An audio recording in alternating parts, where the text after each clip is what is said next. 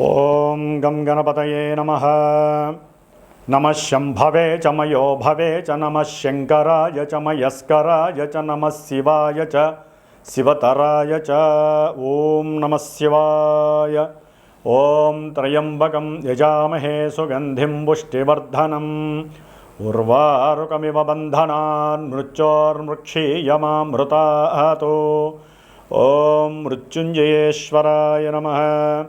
ఓం శమగ్నిరగ్నివిష్కరశ్చన్నస్తపతు సూర్యః శంబాతో వాత్వరప అపసృదః. ఓం శం శనైశ్చరాయ నమః. జ్ఞానసిద్ధిని వీక్షిస్తున్నటువంటి ప్రేక్షకులందరికీ కూడా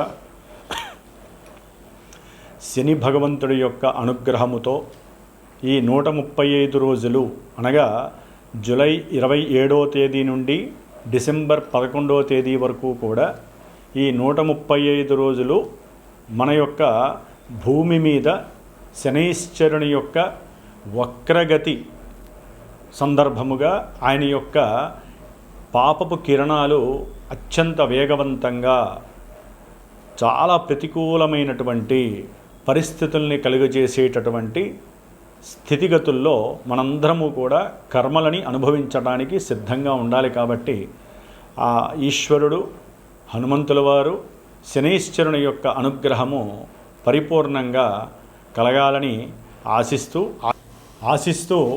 ఆశీర్వదిస్తూ మరి మనకి మేషరాశి నుంచి ద్వాదశ రాశులైనటువంటి మీనరాశి వరకు కూడా ఏ ఏ రాశుల వారికి ఈ యొక్క శనిగ్రహ వక్రత్వ ప్రభావము ఏ విధంగా ఉంటుంది, మరి ఈ రాశుల్లోనే కొంతమందికి ఏలినాటి శని ప్రభావము, అష్టమ శని ప్రభావము, అర్ధాష్టమ శని ప్రభావము, ఈ విధంగా శని యొక్క ప్రభావాన్ని ఎంతోమంది ఎన్నో రోజులుగా మరి ఆయన యొక్క వేదనకి గురై, ముఖ్యంగా కొంతమంది వారి యొక్క జన్మజాతక రీత్యా ఈ శని మహర్దశ జరిగేవాళ్ళు, శని మహర్దశలో రాహువు, రాహు మహర్దశలో శని, అట్లాగే శని మహర్దశలో శుక్రుడు, శుక్ర మహర్దశలో శని, శనిలో కేతువు, కేతువులో శని, ఈ విధంగా పాపగ్రహాలు శని కుజ, శని రాహు, శని కేతు, శని రవి, ఈ గ్రహాల యొక్క దశలు అంతర్దశల్లోనూ, శుక్రుడి యొక్క అంతర్దశల్లోనూ దశల్లోనూ ఈ యొక్క శని యొక్క ప్రాబల్యము అత్యంత మరి ఘోరాతి ఘోరమైనటువంటి ఎన్నో భావాలని ఆయన యొక్క కండిషన్లోకి తీసుకొని నానా రకాలైనటువంటి ఆటంకాలు, ఇబ్బందులు, ప్రతిబంధకాలు, సమస్యలు, తట్టుకోలేనటువంటి మానసికమైనటువంటి విచార దోషాలను కలుగజేసేటటువంటి శని భగవానుడు మరి పాపగ్రహమై, ఒక గ్రహము ఎప్పుడైతే పాపగ్రహమై వక్రిస్తుందో అది ఇంకా పాపత్వాన్ని ఇస్తుందని మన యొక్క శాస్త్రము తెలియజేస్తోంది. అయితే ఇక్కడ ఒక చిన్న విషయాన్ని గ్రహించాలి. మనకి జన్మరాశి అనేటటువంటిది మానసిక ప్రభావాన్ని మాత్రమే కలిగి ఉంటుంది, కలుగజేస్తుంది.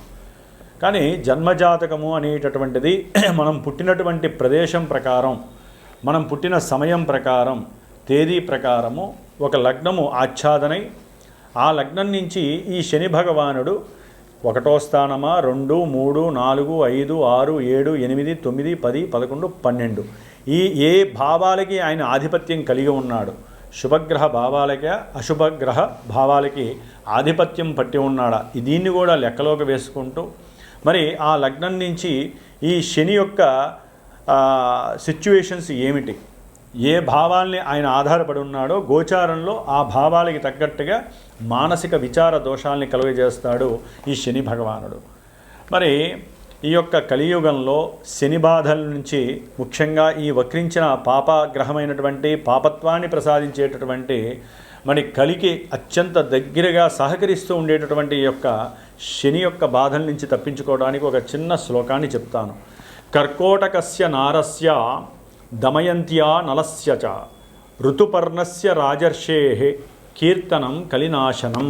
అంటే మనకి అందరికీ తెలిసినటువంటి విషయం నలదమయంతుల యొక్క చరిత్ర. దీంట్లో నలుడు మహారాజు చక్రవర్తి అయి ఉండి కూడా ఎంతో ఘోరమైనటువంటి కష్ట నష్టాలను అనుభవించటంలో శని యొక్క పాత్ర, ఏలినాడి శని పాత్ర మనం చదువుకోవాల్సిందే. కాబట్టి నలదమయంతుల యొక్క చరిత్ర చదివినా కూడా ఈ యొక్క సిచ్యువేషన్లో వారికి ఉన్నటువంటి శని దోషాలు తొలగిపోవటానికి అవకాశాలు ఎక్కువగా ఉంటాయి.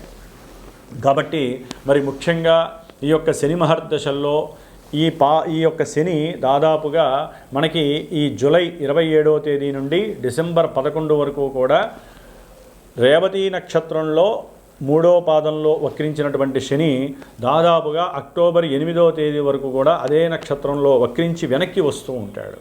అట్లాగే ఈయన డిసెంబర్ 11 వరకు కూడా సొంత నక్షత్రంలో వక్రించడం ఇంకా ఘోరమైనటువంటి ప్రభావాలని మనకి ప్రసాదిస్తూ ఉంటాడు కొన్ని రాశుల వారికి. ఆ రాశులు ఏంటో మనం తెలుసుకుందాం. అయితే ఈ వక్రత్వంలో ఈ గ్రహము చాలా వరకు తన యొక్క కిరణాలని ముందు ఇవ్వాల్సినటువంటి, అంటే ఇప్పుడు మీనరాశిలో జలరాశిలో రేవతి నక్షత్రంలో 3వ పాదంలో ఉన్నటువంటి ఈ శని భగవంతుడు తన యొక్క దృష్టిని 3వ దృష్టిని వృషభ రాశి మరియు మిథున రాశి ఈ 2 రాశుల మీద ప్రభావితం చూపిస్తూ ఇప్పుడు ఆయన వక్రించిన తర్వాత కొంచెము నక్షత్రాలు అంటే రోహిణీ నక్షత్రము మృగశిర నక్షత్రం ఈ 2 నక్షత్రాల మీద అధికంగా తన యొక్క శక్తిని ప్రసాదిస్తాడు. అట్లాగే తన యొక్క సప్తమ దృష్టి ఇప్పటి వరకు కూడా కన్యారాశి మీద, కన్యారాశిలో ఉన్నటువంటి ఉత్తర ఫల్గుని నక్షత్రము హస్తా నక్షత్రం మీద ఉండేది, అట్లాగే చిత్తా నక్షత్రం మీద ఉండేది. ఇప్పుడు ఆయన వక్రించినప్పుడు ఎక్కువ శాతము రోహిణీ నక్షత్రము, హస్తా నక్షత్రము, ఉత్తర ఫల్గుని నక్షత్రం మీద ఆయన యొక్క ప్రభావం చూపిస్తాడు. అట్లాగే శని భగవానుడు మీనరాశిలో ఉండి తన యొక్క దశమ దృష్టిని మీనరాశి మీద ప్రభావితం చూపిస్తూ దాదాపుగా పూర్వాషాఢ నక్షత్రము, ఉత్తరాషాఢ నక్షత్రము ఈ యొక్క నక్షత్రాల మీద తన యొక్క ప్రభావాన్ని అధికంగా చూపిస్తూ ఎన్నో అనారోగ్యాలని, అనుకున్న పనులలో వాయిదాలని, అసలు అనుకున్నది జరిగింది అనుకుంటే మహదానందంగా భావించే పరిస్థితులను కలగజేస్తూ ఈయన ముఖ్యంగా ఆర్థిక విషయాల మీద, అనారోగ్యానికి సంబంధించిన విషయాల మీద, అనుకున్న పనుల్లో ఆటంకాలు కలుగజేయటం, ఆలస్యాలు, అది వివాహమైనా విద్యపరంగా ఎన్నో ఆటంకాలు, ఉన్నత విద్యలు లేకుండా చేయటం, విదేశాల్లో ఉన్నటువంటి వాళ్ళని ఇబ్బందులు పెట్టడము, ఉద్యోగాదుల్లో ప్రమోషన్లు వస్తాయనుకుంటే అది కాస్త ఉన్న ఉద్యోగం తొలగిపోవటం, ఇలాంటి ఎన్నో రకాలైనటువంటి ప్రతికూల పరిస్థితుల్ని ఇవ్వటంలో శని భగవానుడు మహాద్యట్ట. మరి ఈ యొక్క వక్రించిన శని ఫలితాలు ఈ యొక్క జన్మరాశులకి అంటే మేషం నుంచి మీనరాశి వారికి ఏ విధంగా ఉంటాయో తెలుసుకుంటూ ఎవరికైనా సరే జన్మజాతకంలో లగ్నాతు ఈ యొక్క శని ఎవరనేది తెలుసుకునే ప్రయత్నాన్ని చేయండి. అసలు ఏ దశలు జరుగుతున్నాయో తెలుసుకోవడానికి ప్రయత్నం చేయండి. ఈ యొక్క ఫలితాలు విని ఎవరూ బాధపడక్కర్లేదు, అట్లా అని సంతోషపడకూడదు. జన్మజాతకరీత్యా మాత్రమే దశలు అంతర్దశలు మనల్ని యాక్టివేట్ చేస్తూ ఉంటాయి. కాబట్టి కొంతవరకు ఈ శని ఇచ్చే ఫలితాలు ఏ రాశుల వారికి ఏ విధంగా ఉంటాయో తెలుసుకుందాం. ఓం శం శనైశ్చరాయ నమః. ఓం శం శనైశ్చరాయ నమః.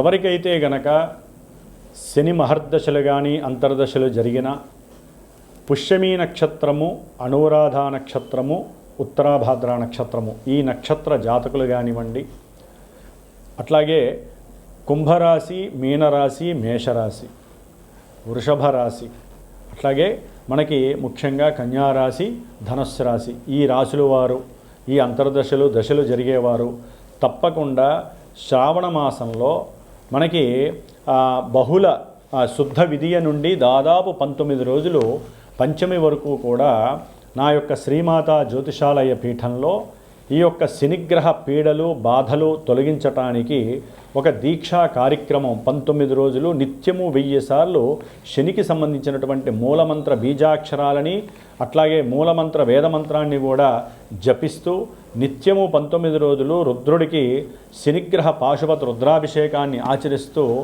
ఎవరైతే ఈ యొక్క శని బాధలు అనుభవిస్తున్నారో ఇప్పుడు చెప్పబోయేటటువంటి కొన్ని రాశుల వారికి ఏ విధమైనటువంటి సమస్యలైతే కలుగుతున్నాయో ఆర్థికంగా, విద్యపరంగా, కళ్యాణపరంగా, అట్లాగే ఉద్యోగపరంగా, వ్యాపార రీత్యా, సంతానపరంగా ఆలస్యాలు కానీ ఆటంకాలు కానీ జరుగుతున్నాయో వారు గనక నా యొక్క పీఠానికి ఫోన్ చేసి సంప్రదిస్తే గనక విశేషముగా ఈ 19 రోజుల్లో నేను చేసేటటువంటి ఈ యొక్క జపాన్ని, విశేషమైనటువంటి పాశుపత రుద్ర అభిషేకాన్ని ముఖ్యంగా ఎవరైతే ఈ యొక్క కార్యక్రమంలో తమ యొక్క గోత్రనామాదులు ఇచ్చి పాల్గొంటారో వారికి శనిగ్రహ రక్షా కవచాన్ని విశేషంగా ప్రసాదించి ఈ 19 రోజుల్లో ఒకరోజు మందపల్లి స్వామివారి యొక్క దివ్యక్షేత్రంలో ఆ స్వామివారి దగ్గర ఆ యొక్క రక్షా కవచాల్ని చక్కగా స్వామివారికి అభిషేకంలో ఉంచి విశేషముగా వీలుంటే అక్కడ హోమాన్ని ఆచరించి ఆ యొక్క ప్రసాదాన్ని మీకు చేరవేసేటటువంటి బాధ్యతని స్వీకరిస్తున్నాను. కాబట్టి దీని వలన విశేషమైనటువంటి శనిగ్రహ అనుగ్రహం కలిగి ఎంతటి కార్యాన్నైనా సరే జయించేటటువంటి పరిస్థితి కలుగుతుంది. ఎటువంటి మృత్యువునైనా సరే మనం తప్పించుకునేటటువంటి పరిహారము మనకి ఈ యొక్క రక్ష ద్వారా మనకి లభిస్తుందని ఆశిస్తూ ఆశీర్వదిస్తూ మరి మేషరాశి వారి గురించి మీనరాశి వారి గురించి కూడా ఈ మధ్యలో ఉన్న రాశుల గురించి మనం ఇప్పుడు చర్చించుకుందాం. కన్యారాశి. కన్యారాశి వారికి వక్రించినటువంటి వక్రగతిలో ఉన్నటువంటి శని యొక్క ప్రభావము జూలై 27 నుంచి డిసెంబర్ 11వ తేదీ వరకు కూడా దాదాపుగా 136 రోజులు ఈయన కన్యారాశి వారికి పంచమాధిపతి, అంటే ఒక భావానికి ఉన్నంతలో కోణస్థానం, రెండవది 6వ స్థానం. అంటే ఈ రెండిటికి అధిపతి అయినటువంటి శని భగవానుడు ఇప్పటి వరకు వేధాస్థానమైనటువంటి సప్తమంలో ఉండి మారకస్థానంలో వివాహపరమైన ఆటంకాలు, లేకపోతే వివాహానికి ఓకే అనుకున్న వాళ్ళు ఇంకా పోస్ట్ పోన్లు చేసుకుంటూ ఎప్పుడో ఫిబ్రవరిలో అవ్వాల్సినటువంటి వివాహాలు పోస్ట్ పోన్లు చేసుకుంటూ ఆ విషయాలలో కాస్త డిప్రెషన్స్లోకి వెళ్ళినటువంటి స్త్రీ పురుషులు కావచ్చు, వారి కుటుంబ సభ్యులు కావచ్చు, అట్లాగే ఏదైనా సరే వ్యాపార సంబంధిత విషయాలలో లేదా భార్యాభర్తలు కనుక అయి ఉండి వారికి వివాహమై దూర ప్రాంతమైనటువంటి విదేశాలకి వెళ్ళాలి, ఒకళ్ళు వెళ్ళి ఆల్రెడీ ఉద్యోగరీత్యా ఇంకోళ్ళు వెళ్ళాలి అనుకున్నప్పుడు అవన్నీ కూడా బాగా ఆలస్యమై ఇబ్బందులు పడుతూ ఉన్నారు. ఇప్పుడు ఆ యొక్క శని యొక్క ఆ ప్రతిఫలాలన్నీ కూడా కాస్తంత తగ్గుతాయి ఈ విషయంలో. అంటే వ్యాపార భాగస్వామ్యంలో కూడా బాగా ఇబ్బందులు పడుతున్న వారు కూడా కొంత ఆ యొక్క విషయాల్లో తగ్గి, కొంతమంది వ్యాపారం వదిలేసి చక్కగా ఏదైనా విదేశాలలో ఉద్యోగం చేయాలి అనేటటువంటి ఆలోచన రావటం, ముఖ్యంగా ఉద్యోగం పోయి లేకపోతే వదిలేసుకున్నటువంటి వారికి ఉద్యోగం చేయాలి, ఎట్లయినా సరే నేను నిలబడాలి ఉద్యోగంలో అనేటటువంటి ఆలోచన తీవ్రత పెరగటము, వీరికి ఉన్నటువంటి శత్రు బాధలు, రోగ బాధలు, రుణ బాధలు ఇవన్నీ కూడా వీరు పట్టించుకుంటే తప్ప లేకపోతే ఏమీ లేవు అనుకున్నారనుకోండి, చాలా వరకు వీరు కంట్రోల్గా ఉండేటటువంటి పరిస్థితి, లేదా అవన్నీ కూడా ఇంకా డెవలప్ అయ్యే పరిస్థితి. శని యొక్క దృష్టి ముఖ్యంగా ఇప్పటి వరకు 9వ భావం మీద ఉంది, 10వ భావం మీద ఉంది. అంటే చేసేటటువంటి వృత్తి ఉద్యోగ వ్యాపార విషయాలలో వీరి యొక్క ఆలోచనలు చాలా చాలా మార్పులు జరిగినాయి. ఇప్పుడు దాని యొక్క ఎఫెక్షను ఇంకొంచెం తక్కువ స్థాయిలో పడిపోతున్నాయి. ఆ యొక్క ఆలోచనలు వీరిని ఇంకో పనికిరానటువంటి ఆలోచనల వైపుకి తీసుకెళ్లే పరిస్థితి. ప్రతి విషయంలో ఆశాభంగము, తీసుకున్నటువంటి రుణబాధలు తీరుద్దాం అనుకుంటారు, వీరు అనుకున్నటువంటి ధనము వీరికి రాలేనటువంటి పరిస్థితి. ఎందుకంటే శనిచ్చే ఫలితాలు అంత ఈజీ కాదండి. ఆయన మామూలుగా ఉంటేనే స్లోగా నడుస్తూ మనం అనుకున్న సమయానికి లేక మనం ఎప్పుడైతే నీరసం వచ్చి పడిపోతామో అప్పుడు ఇస్తాడు. దాన్ని కర్మ ఫలితము అంటాం. అది కూడా జన్మజాతకంలో దశలు అంతర్దశలు అనుకూలిస్తేనే ఈయనిచ్చే ఫలితాలు అలా ఉంటాయి. అందుకని జన్మజాతకం బేస్ లేకుండా శని ఏ ఫలితాలు ఇస్తాడో చెప్పడం ఎవడి వల్ల కాదు. ఎందుకంటే ఆయన పరిపూర్ణ కర్మఫలదాయకుడు. నకసిక పర్యంతం ఒక తలకానిపి రావాలన్నా, దానికి మందు బిల్లు వేసుకొని అది తగ్గాలన్నా 1 రోజులో తగ్గుతుందా 4 రోజుల్లో తగ్గుతుందా అనేది నిర్ణయించేదే శని భగవానుడు. అలాగే ఏదైనా సరే విద్యలో చదువుకునేటటువంటి విద్యార్థులు ఎవరైనా ఉన్నా ఇప్పటివరకు కొంచెం ఆటంకాలు కలిగినా ఇప్పుడు వారు అసలు స్కూల్స్కి కాలేజీలకి ఆలస్యంగా వెళ్ళడం ద్వారా చదువులో ఇబ్బందులు కలిగే అవకాశాలు ఉంటాయి. చాలా జాగ్రత్తగా ఉండాలి. ప్రయాణాల మీద మక్కువ ఎక్కువ పెరుగుతూ ఉంటుంది. అట్లాగే శని యొక్క దృష్టి 3వ స్థానం మీద పడి 6వ భావం యొక్క ఫలితాలు ఇవ్వటం ద్వారా కన్యారాశి వారికి కుటుంబంలో ఎవరైనా సరే సంతానపరంగా కావచ్చు, మేనరికం పరంగా కావచ్చు, బంధువుల పరంగా వీరికి కొన్ని ఇబ్బందులు ఎదురే అవకాశాలు ఉంటాయి. మాటల్లో సంభాషించేటటువంటి మాటల్లో వైరుధ్యం కనబడుతూ ఉంటుంది. ఆకస్మికంగా తండ్రి గారితో విరోధము, ఆయన నుంచి వచ్చేటటువంటి ధనము రాకపోవటం, వ్యాపారాలలో అవతల వ్యక్తి కాస్త మిమ్మల్ని అప్పులు పాలు చేసే పరిస్థితికి తీసుకురావటం, మళ్ళీ మిమ్మల్ని ఉడాయించి మాట్లాడటం, మీ మధ్య వైవిధ్యకరమైన సమస్యల వలన పోలీసులతో కానీ లేకపోతే గవర్నమెంట్ వాళ్ళ దాకా కానీ వెళ్ళాల్సిన పరిస్థితి ఈ కన్యారాశి వారికి. వ్యాపార విషయాలలో జాగ్రత్తగా ఉండండి. పెట్టుబడి పెట్టే విషయాలలో అనవసరమైన అప్పులు చేయకండి. ఈ 4.5 నెలలు చాలా జాగ్రత్తగా ఉండండి. అందుకనే ఎవరికైనా సరే జన్మజాతకంలో ఈ కన్యారాశి వారికి శని యొక్క దశలు కానీ అంతర్దశలు జరిగితే వారికి చాలా చాలా ఇబ్బందులు కలిగే వాళ్ళు ఉంటారు, లాభాలు కలిగే వాళ్ళు ఉంటారు. అది జాతకంలో వారి యొక్క దశలు అంతర్దశలు ఏంటో తెలిస్తే, దాంట్లో ఈ శని మహర్దశలు ఉంటే, ఆయన శుభత్వాన్ని ఇస్తే అప్పుడు వీరికి శుభాలు కలుగుతాయి. కొంతమంది సంతానపరంగా సహాయం అందుకునే వాళ్ళకి ఉన్నట్టుండి ఆర్థికంగా ధన సహాయం లేకుండా పోవటం, సంతానపరంగా వీరు అప్పుల్ని చెల్లించే పరిస్థితి, దానికి వీళ్ళు అప్పులు చేయాల్సిన పరిస్థితి. అలాగే శని యొక్క వీక్షణ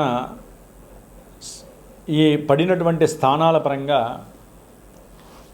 వీరికి అందాల్సిన సహాయం, అంటే వీరు చేసే ఉద్యోగాదుల్లో కానీ ఏదైనా సహాయం తీసుకున్న వాళ్ళు మళ్ళీ వీరికి సహాయం చేసే సమయానికి హ్యాండ్ ఇవ్వటం, ఇలాంటివన్నీ కూడా కన్యారాశి వారికి కొంత ఇబ్బందులు కలుగజేస్తాయి. కాబట్టి శ్రావణ మాసంలో వీరు కాస్త శని భగవానుడిని ఎక్కువగా ఆరాధించండి.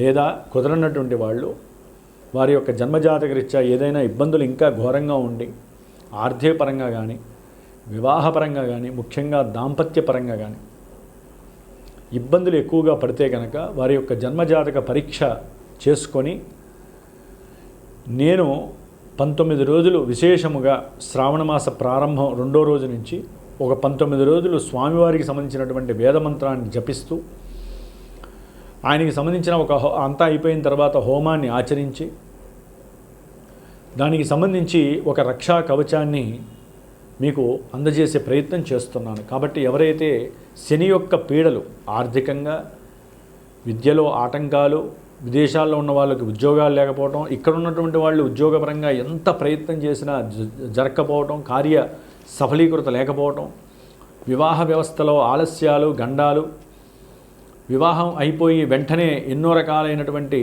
చర్యల ద్వారా విడిపోవటము, వారి మధ్య సరైన అన్యోన్యత లేకపోవటం, ఇవన్నీ కూడా శనిచ్చే ఫలితాలు ఎక్కువగా ఉంటాయి. కాబట్టి వేధా శని దోషం జరుగుతోంది. కాబట్టి కన్యారాశి వారు సాధ్యమైనంత వరకు ఈ యొక్క కార్యక్రమంలో పాల్గొనే ప్రయత్నం చేయండి. ఇంకా ఏదైనా ఇబ్బందులు జాతకాలలో ఉన్నాయనుకుంటే నాకు ఫోన్ చేయండి. మీ జన్మజాతక విశేషాలు తెలుసుకొని సరైనటువంటి పరిహారాన్ని ఆచరించండి. ఓం శం శనేశ్వరాయ నమః.